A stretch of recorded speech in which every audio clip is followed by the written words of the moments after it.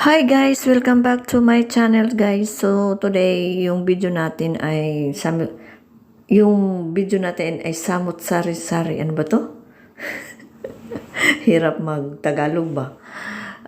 Kanang ang ako video day karon ay kuan na lang kanang magbidisaya na lang tabi para klaro ba. Sana maintindihan ng lahat. So saksak sinagol lang. Pwede. Bitaw. Kining akong video nga ipakita sa inyo. Sari-sari ni siya ang ako ning paglalakbay kumbaga kung asa ko pa dong mao nagingon nga laagan ko so kalaag yun so laag asa tadapita so karon kanang yung nakita sa Manila International Airport sa Terminal 3 pa lang na siya so mao na siya diya kanang Cebu Pacific guys so karon ang ato kwento nakoy kwento ninyo nakoy sulti about sa kining realidad isip usa ka OFW no kanang ako na obserbaran ba nga by the way kanang kuan day na siya guys kanang night na siya padung na mo hapit na mo tugpa diri sa Hong Kong so mao na siya kuan kanang makita nimo inigtugpa nimo no sa Hong Kong na siya guys so balik na to guys nga sa kwento na to bisag usa ka OFW ba kana bang realidad no sa atong pamilya o sa atong kinabuhi bilang usa ka OFW no kanang expectation niya sa realidad ang expectation nato sa mga tao nga kung tayo ay usa ka OFW ang hunahuna sa mga tao nga kita daghang tag kwarta pag OFW ka daghang kag kwarta ngano ka na no pero wala sila kay bawo ang realidad kita nga OFW ambot lang sa uban no kay ako sa sud nako mo walo na ko katuig diri sa Hong Kong kanang magtipid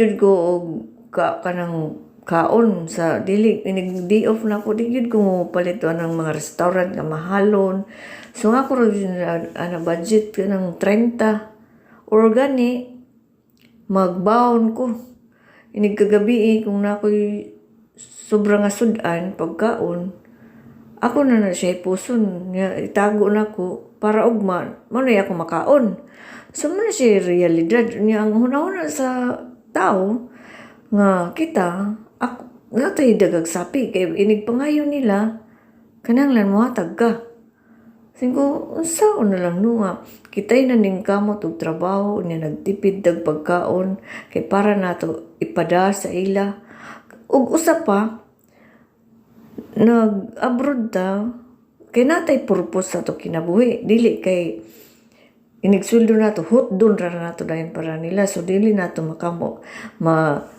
ang ato panuyo sa ato kinabuhi is natay mo retire na ta matigulang na ta pares maghimo ta og project sa ato sweldo no kinanglan na joy tay kanang giingon nga savings or natay himo naman lang tagbalay unya makapuhunan ta unya natay investment ba so mao jud ni ato ako gi-priority. Ambot lang sa inyo sa uban no kung gi-priority pud na nila ng kanang investment. Kay sa ako gi-budget na ako kwarta nga na ko investment karon wa gani ko savings let go lang mo sana ng savings kay ang importante na kay na invest. Unya makatag ka sa imong pamilya, sa imong mga anak, unya na kay pang allowance.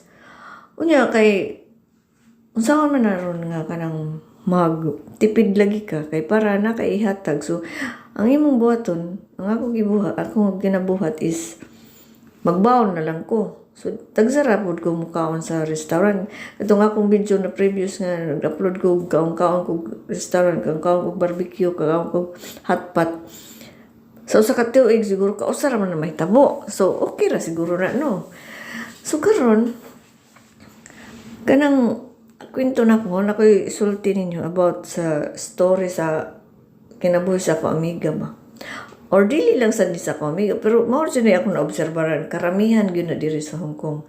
Diri sa Hong Kong, ang nakalisod man gud no, kanang marami kang kaibigan. Tapos, mangutang gani. Mangutang.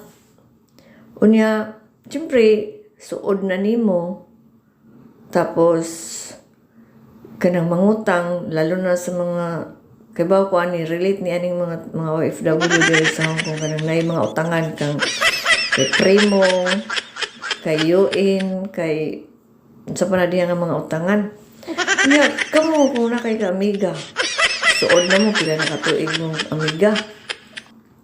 Na ako'y kwentuhan kini relate ni sa ako kay mo ni nahitabo sa kuha. Na ako'y amiga. Siyempre, nangutang kay kuan lagi kanang lanon sa pamilya mo na hilak-hilak. Niya maingon nga bayaran talang ka sa sunod sweldo nako. Sus Ginoo ko. Niabot na lang og 2 ka tuig wa pagid na naimpas iyang utang pastilan no. Wagain ko ay na lang nagtubui basta ibalik lang. Mo na diha kanang ang imong pagsalig isa usa ka amiga nitabang ka pero kung ikaw na gani ang manihanglan wanay mo tabang nimo. So, mo dyan ay dapat nato isipon no, bilang isang OFW no, kanang pagpilion po nato ng atong amiga no, atong mga kauban nga ato isuod sa ato pag nga nabuhi sa laing lugar, sa laing bansa. Kanang kuan kanang mga amiga na magdaghan kay na diri pagkadaghan siton anong mga OFW na biktima sa utang no. Nabiktima sila sa utang. Labi na ka nangutang kanang uban nangutang sa primo. Halimbawa sa nangutang ka primo niya, moingon nga isabay ko sa imong utang. So ikaw, nagpagamit ka sa imong ngan, gisabay ang iyang utang sa imong ngan, pag oras na o pagtingbayad kay magtago-tago na. So dagang ko gamiga ni ana nahitabo nga pag oras nating bayad is wa nakabayad. So karon gipadalhan og suwat sa iyang amo. Pagpadali sa suwat sa iyang amo kanay baw-an man no. Terminate taon. Luoy no. Luoy gyud. Ganon na pangyayari na kawawa talaga ganon. Buti na lang yung iba nakakahanap pa ng trabaho, nakakahanap pa ng employer. Pero yung iba wala na talaga. Kawawa naman, di ba? So, malaki talagang... So, ayun guys, malaki talagang kasiraan. Hindi lang sa trabaho mo, kasiraan din sa pagiging magkaibigan nyo. Yung mga ganong klaseng tao na sarili lang nila ang iniisip. Diba? So, for me, para sa ako, kailangan mo talaga is pumili ng mga tao. The driver of the MTR is looking at Pumili ka ng kaibigan na sasamahan mo. Kasi, pumunta ka naman dito sa ibang bansa, mag-isa, na wala silang naitulong.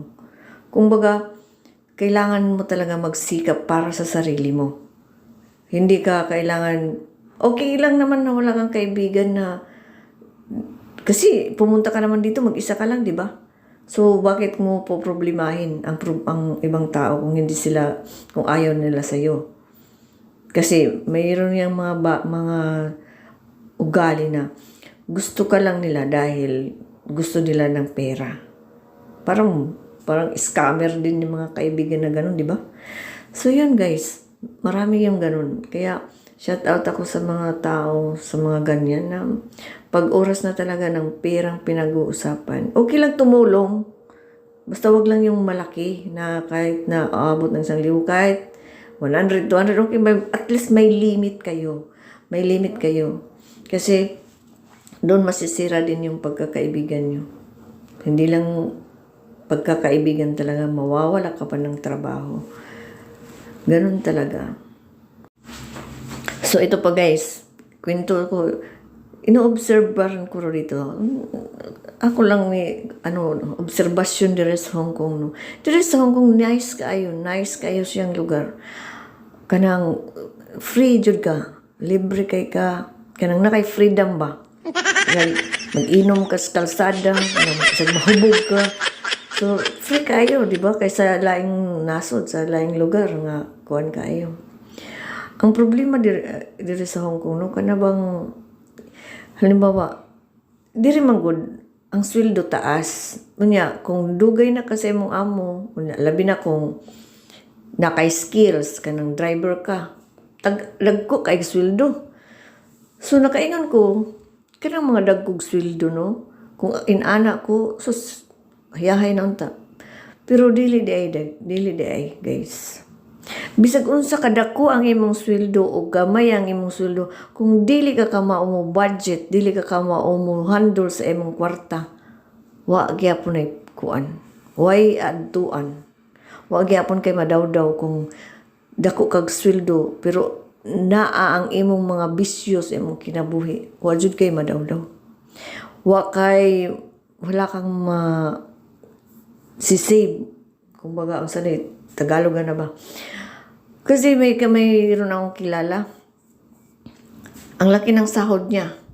Umaabot ng 12,000 Hong Kong dollar. Ganun.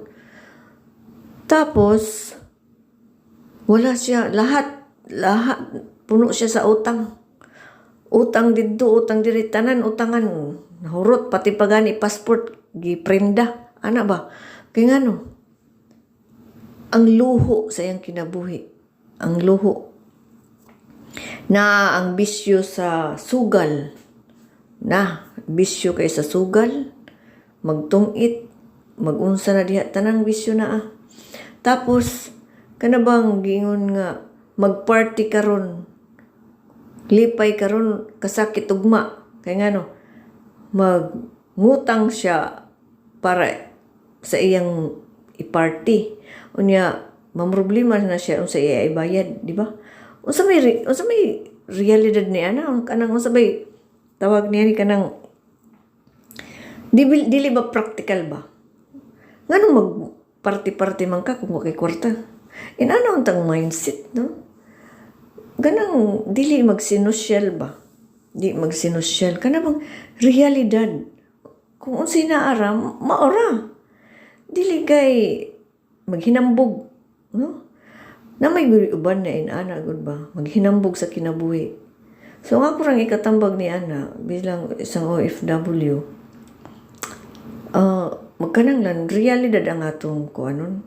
Ipairal dili yung kahambugan sa kinabuhi. Para in the future, di ta problema mga tiguwang na ta diri maura gyapon ato sistema sa to kinabuhi dili pwede kananglan na i-switch off ang imong mindset na one direction nga kananglan di ka pa mo tigulang to na kas Pilipinas di kay matigulang na kalang diri nya ang imong mindset maura gyapon away madawdaw. So maura to guys, salamat, dagang salamat sa sunod na puntaan